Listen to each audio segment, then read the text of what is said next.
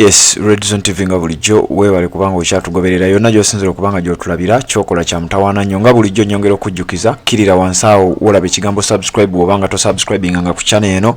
gisubscribingeko okwate n'ekkade akaka notification obeere nga tomissinga nsonga yonna ojja kubeera omu ku abo banaasookanga okumanya nga tutaddeyo updates zonna amawulire gonna ojja kuba togamiisinga bwe twogerera nga waliwo olukiiko olugenda okubanga lugenda mu maaso waliwo meeting ey'ekyama egenda okubanga egenda mu maaso gana amawulire nga ku wakati essaawa ziri 7 n'eddakiika 4 ez'amalya g'ekyemisana olunaku olwaleero ennaku z'omwezi ziri 5 mwezi ogwokusatu 2024 ekibiina ekya National Unity Platform akakiiko ak'Okuntikko a National Executive Committee tutegeddeko obanjagala okubanga nkuwa amawulire nti waliwo meeting ey'ekyama egenda okubanga etuula sina kindi okubanga yatandise dda kubanga abakulu maze okusembayo okubalaba nga abamu bamaze okubanga batuuka jjukira Robert Kyagulanyi Ssentamu president w'eggwanga lino era nga president w'ekibiina ekya National Unity Platform waliwo ebigambibwa nti alabika tali mu ggwanga oluvannyuma lw'ekiwandiiko kye yafulumizza olunaku lwajjo n'ategeeza ensi nti nze ennaku zino zesigenda kubeerawo ennaku 10 mpadde omukyala deputy wange w'ensonga za Northern Uganda amanyiddwa nga Dr. Lina Zedriga okubeera nga yatwala ekibiina kino mu maaso paka ate wenaakomerawo mu Uganda kakati twogerere essaawa zino njagala okutegeeza nti akakiiko ak'Okuntikko oba kye bayita National Executive Committee akakiiko kano jjukira ne Mpuuga atuula akakiiko kano akakiiko ak'Okuntikko waliwo enteekateeka ez'okuba nti kagenda kutuula mu meeting essaawa zino zennyini oba essaawa eziddako maaso awo sinakindi n'okuba nga meeting eyo gye balimu essaawa zino zennyini bagenda kubanga batuula okukubaganya ebirowoozo ku nsonga z'akasiimo ke baayisa akasiimo sente miliyoni 5 ezaweebwa Mpuuga commissioner wa parliament era nga ye mumyuka w'ekibiina ye mumyuka w'omukulembeze mu kibiina ekya National Unity Platform mu nsonga za Buganda oba mu Central Uganda Mpuuga nsamba sente ezo muzimanyi saga yonna mugimanyi badde egenda mu maaso mu ggwanga Uganda kakati we twogerera nga ekibiina ekya National Unity Platform akiri mu kuteekateeka National Executive Committee bagenda kubanga batuula mu meeting eyo okulaba ki ekigenda okubanga kiddako jjukira tewali yagambye Mpuuga kulekulira ng'abasinga obungi bwe bagamba wabula olukiiko lwatuula ne basalawo nti engeri gye wakkiriza nti sente wazikwata mu bumenyi bw'amateeka engeri gye wakkiriza nti sente zino wazitwala naye mu mbeera etali nnuŋŋamu tukusaba either oresigninge weetondere bannayuganda publicly oba seekyo obeere nga sente ezo tozikkiriza kuzikwata kakati we twogerera olukiiko luno jjukira National Executive Committee ekulemberwa abantu bano wammanga nzize ngamba kusomera naye sijja kugaanira kubeera ngamba kuddiramu kubanga nkugambye meeting egenda kutuula era abamu ku bano be bagenda okutuula mu meeting eyo team leader oba president w'ekibiina ye Robert Kyagulanyi Ssentamu of course olwaliwo kimanyiddwa nti tali mu ggwanga okujjako nga tannaba kubanga asimbula naye kyemmanyi tali mu ggwanga era ayinza obutaba mu meeting eno Mrs. Jole Mugisha ono namukunnyonnyodde eggulo yaani nkakasanga wamutegedde yalimu mu meeting eyasooka era ne meeting eno kigambibwa y'omu ku bagenda okugibeeramu era y'omu ku bagenda okubeera ennyo ku mwanjo Joel Ssennyonyi ono nga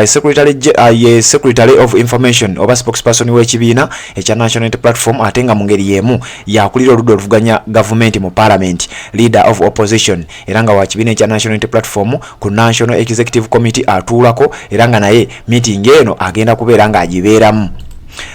Honorable Alex Waiswa Mufumbiro ono nga ye Deputy Secretary for Information oba Deputy Spokesperson nga yamyuka Joel Ssennyonyi kubeera omwogezi w'ekibiina ekya National Unity Platform ono meeting eyasooka yagirimu era nga negenfunye olwaleero galaga nti ne mu meeting eno egenda okubanga etuula omwami oyo agenda kubanga agibeeramu Honorable Mpuuga nsamba mwennyini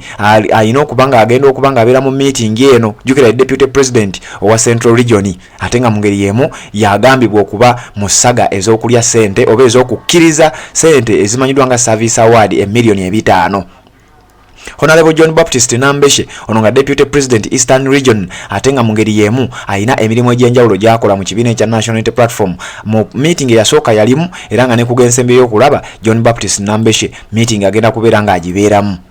mu ngeri y'emu tuyina Dr. Lina Zedriga ono nno ngenda kujja mubeere nga nkuwa ebyafaayo bye bitonotono oluvannyuma lw'okubeera nti yaweereddwa okubeera ng'asigira oba ng'asikira Robert Kyagulanyi Ssentamu watagenda kubeera abeere ng'atwalaganya emirimu gy'ekibiina mu maaso mu nnaku 10 Robert Kyagulanyi Ssentamu z'atagenda kuba ng'ali mu ggwanga Uganda mu meeting eno mwali ate nga ne mu meeting ewedde yalimu. David Lewis Rubongoya ono nga ye Secretary General w'ekibiina ekya NUP meeting ewedde yagirimu neno meeting yagirimu bulambalamba era agenda kubanga naye akubiriza ensonga ezigenda maaso mu kibiina kino ekya National Unity Platform.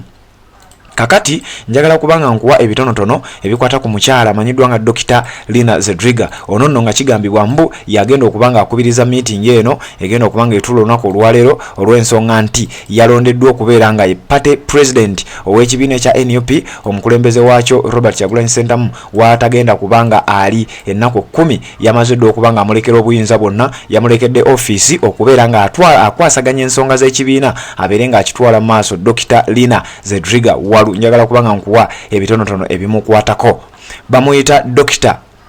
Lina Zedriga Waru Abuku ono nno nga ye deputy president ow'ekibiina ekya National Unity Platform ow'ensonga eza Northern Uganda yalondebwa ng'ennaku z'omwezi 8 mwezi ogwokuna omwaka gwali gwa 2022 lwali lunaku lwa kusatu essaawa zaalinga 6 ez'emisana. Robert Kyagulanyi Ssentamu n'alonda Dr. Lina Zedriga Waru Abuku nga deputy we mu kibiina ekya National Unity Platform. Omukyalo ono ayina emirimu mingi nnyo, ayina obuvunaanyizibwa bungi nnyo, ayina ebitongole by'amaanyi byakolera okubeera nga ate akwasaganya n'ensonga zino ez'ekibiina ekya National Unity Platform. Amanyiddwa nga ye secretary oba yavunaanyizibwa ku nsonga oba ye ssaabawandiisi ow'ekimanyiddwa nga Uganda's National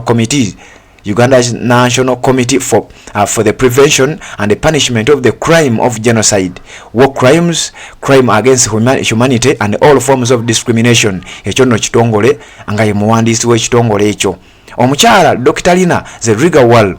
ayina obuvunaanyizibwa mu kitongole ekimanyiddwa nga Uganda's kino nkikuwadde ayina era obuvunaanyizibwa mu kitongole ekimanyiddwa nga Forum for Women in Democracy abasinga obungi mukimanyi kye bayita Forward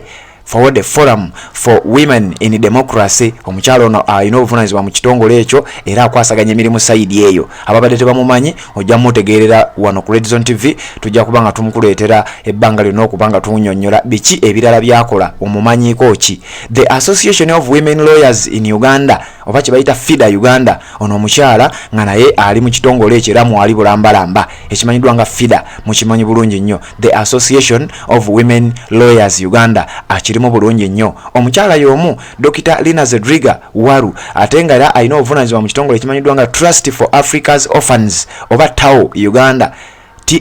TAO Uganda Trust for Africa's Orphans. Omukyala Dr. Lina Zedriga akirimu bulungi nnyo. Ayina obuvunaanyizibwa mu kitongole ekimanyiddwa nga Kampala Quality Primary School nga lino ssomero era kigambibwa mbu yandibanga ye nannyini ssomero eryo. Ono omukyala lecturer ku Victoria University mu ggwanga Uganda mu kibuga Kampala asomesa emisomo egy'enjawulo ku kye bayita Victoria University ate nga ye executive director owa Zedriga Foundation in Northern Uganda.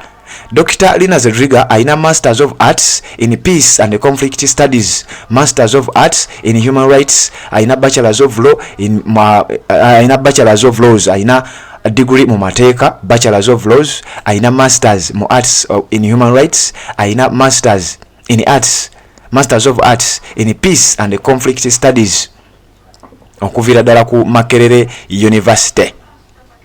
Ayina certificate mu kye bayita Genocide Prevention from the Archquiz Institute for Peace and Reconciliation mu ggwanga erya Poland. Ayina ne certificate endala mu kye bayita Women and Public Policy from JF Kennedy Harvard University mu kibuga Boston eky'eggwanga erya United States of America era yagifuna mu mwaka gwali gwa 2009 era yakolako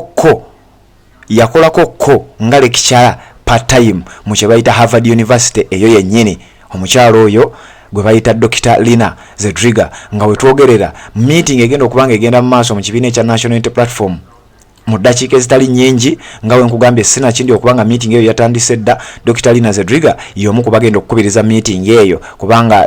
president w'ekibiina taliiwo naye nkugambye yalese amulekedde obuvunaanyizibwa bwonna obw'ekibiina ekimanyiddwa nga National Unity Platform ekibadde kimaze okubanga kiteeka pressure ku gavumenti y'eggwanga Uganda. Ekibiina ekyo jjukira kyatandikibwawo omwaka gwali gwa 2004 bwe mbanga seerabidde nja kuzzaako emabega gwali mwezi gwa musanvu 2 ekibiina lwe kyatandikibwawo njagala okubanga nkutegeeza gwali mwezi gwa December 2 ekibiina lwe kyatandikibwawo nga basooka kukiyita National Unity Reconciliation and Development Party oba NURP ekibiina ekyo Robert Kyagulanyi Ssentamu oluvannyuma lw'okufuuka party president waakyo n'akikyusa n'abeera ng'akiyita National Unity Platform ekibiina ekyo akyafomingibwa nkugambye December yali 2 era nga kikulirwa Moses Kibalama Nkonge mujjukira bulungi nnyo oluvannyuma lw'emyaka 16 Robert Kyagulanyi Ssentamu n'afuuka party president ow'ekibiina ekyo July nga 2 mwezi ogw'omusanvu July 2017 Robert Kyagulanyi Ssentamu n'alayira mu butongole nga party president ow'ekibiina ekya National Unity Platform